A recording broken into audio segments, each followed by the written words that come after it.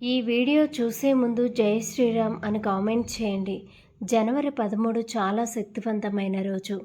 ఇంతటి విశేషమైన రోజు చాలా అరుదుగా వస్తుంది. ఇంతటి అద్భుతమైన రోజు కొన్ని వేల సంవత్సరాల తర్వాత వచ్చిందని పండితులు చెబుతున్నారు. జనవరి 13 భోగి పండుగ. ఈ భోగి పండుగ రోజున పౌర్ణమి గడియలు ఏర్పడ్డాయి. అలాగే ఆరుద్ర నక్షత్రం ఏర్పడింది. ఆరుద్ర నక్షత్రం అంటే శివుని జన్మ నక్షత్రం.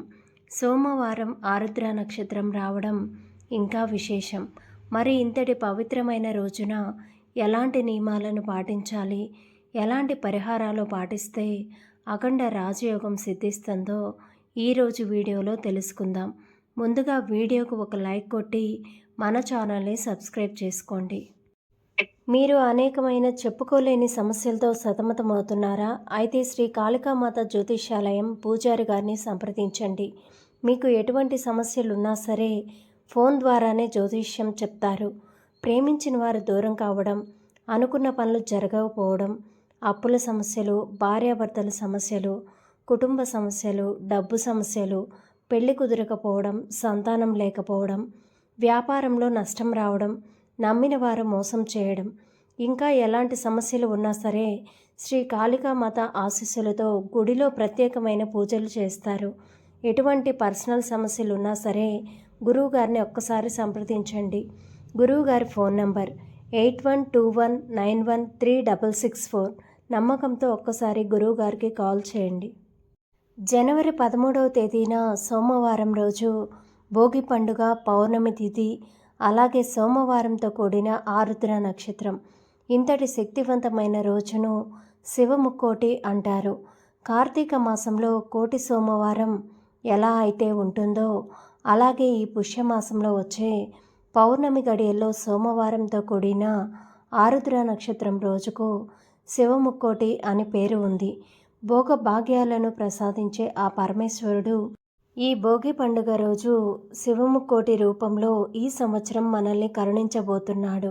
కాబట్టి ఇంతటి పవిత్రమైన శివముక్కోటి రోజున స్త్రీలు ఉదయాన్నే నిద్రలేచి తలస్నానం చేసి ఇంటి గడపలకు పసుపు రాసి ఇల్లంతా కూడా పసుపు నీళ్లు చల్లుకొని ఇంట్లో దీపారాధన చేసుకోండి. ఇలా ఇంట్లో పూజ చేసేటప్పుడు మీ పూజ గదిలో ఉన్న శివపార్వతుల పటాన్ని పూలతో అలంకరించుకొని నువ్వుల నూనెతో 2 దీపాలు వెలిగించండి. ఇంట్లో పూజ చేసేటప్పుడు ఓం నమః శివాయ అనే పంచాక్షరి మంత్రాన్ని 108 సార్లు జపించండి. ఈ మంత్రానికి ఉన్న శక్తి అంతులేనిది.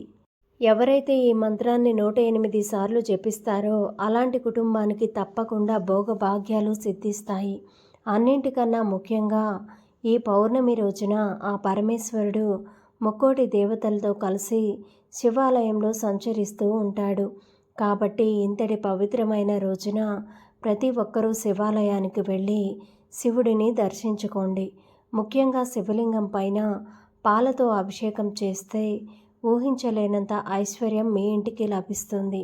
ఆ పరమేశ్వరుని ఆశీర్వాదంతో మీ ఇల్లంతా కూడా అష్టైశ్వర్యాలతో, సిరి సంపదలతో నిండిపోతుంది. శివముక్కోటి రోజున శివుడిని దర్శించుకున్న వారికి కోటి జన్మల పుణ్యఫలితం ఖచ్చితంగా లభిస్తుంది. ఆరుద్ర నక్షత్రంలో శివలింగానికి అభిషేకం చేస్తే అంతులేని సంపద మీ ఇంటికి చేకూరుతుంది. ఈ ఒక్క రోజున చేసే శివాభిషేకం వల్ల కోటి రెట్ల పుణ్యఫలం ఖచ్చితంగా లభిస్తుంది. కాబట్టి ఈ రోజున శివాలయానికి వెళ్ళలేని వారు బియ్యం పిండితో ఒక శివలింగాన్ని తయారు చేసుకొని ఆ లింగాన్ని శివరూపంగా మీ పూజ గదిలో ప్రతిష్ఠించి పాలతో అభిషేకం చేయండి. మీ జీవితంలో ఉన్న కష్టాలన్నీ తొలగిపోయి పరమేశ్వరుని ఆశీర్వాదంతో మంచి రోజులు ప్రారంభమవుతాయి. శివుని వాహనం నందీశ్వరుడు. శివునికి ఎదురుగా నందీశ్వరుడు కొలువై ఉంటాడు. కాబట్టి ఈ శివముక్కోటి రోజున శివాలయంలో ఉన్న నంది చెవిలో మీ మనస్సులో కోరికలను చెప్పుకుంటే ఆ కోరికలన్నీ పరమేశ్వరుని పాదాల చెంతకు వెళ్తాయి. ఎవరైతే ఏలినాటి శని దోషంతో బాధపడుతున్నారో అలాంటి వారు ఈ శివముక్కోటి రోజున శివాలయంలో ఉన్నటువంటి నవగ్రహాల చుట్టూ 27 ప్రదక్షిణలు చేయండి. జాతకంలో ఉన్న దోషాలు తొలగిపోయి మీ జీవితంలో విపరీతంగా అదృష్టం కలిసి వస్తుంది. స్వస్తిక్ గుర్తులో ముక్కోటి దేవతలు కొలువై ఉంటారు కాబట్టి ఇంతటి పవిత్రమైన శివముక్కోటి రోజు మీ ఇంటి సింహద్వారం పైన పసుపుతో స్వస్తిక్ గుర్తును గీయండి. ఈ స్వస్తిక్ గుర్తు మీ తలరాతనే మార్చేస్తుంది. ముఖ్యంగా ఈ పవిత్రమైన పౌర్ణమి రోజున సాయంత్రం 6 దాటిన తర్వాత ఇంటి ముందు 2 దీపాలు వెలిగించండి. ఇలా వెలిగించడం వల్ల మీ ఇంటికి సిరి సంపదలు వెల్లివిరుస్తాయి. ఇంటి గుమ్మాన్ని లక్ష్మీ రూపంగా భావిస్తారు. కాబట్టి ఇంతటి పవిత్రమైన పౌర్ణమి గడియల్లో ఇంటి గుమ్మం ముందు దీపాలు వెలిగించడం ద్వారా మీ ఇంట్లో ఉన్న దరిద్ర దేవత బయటకు వెళ్ళిపోయి మీ ఇంట్లోకి ధనలక్ష్మి అడుగు పెడుతుంది. ఇక మీ ఇల్లంతా కూడా డబ్బుతో నిండిపోతుంది. ఆరుద్ర నక్షత్రంలో చేసే శివ పూజలకు 1000 రెట్లు ఎక్కువగా పుణ్య ఫలితం లభిస్తుంది. ఇలా ఇంట్లో పూజ చేసేటప్పుడు 8 పుష్పాలతో శివుణ్ణి పూజించిన వారికి కైలాస ప్రాప్తి కలుగుతుందని నమ్మకం. ముఖ్యంగా జిల్లేడు పూలతో శివుణ్ణి పూజిస్తే బంగారాన్ని దానం చేసినంత పుణ్య ఫలితం కలుగుతుంది.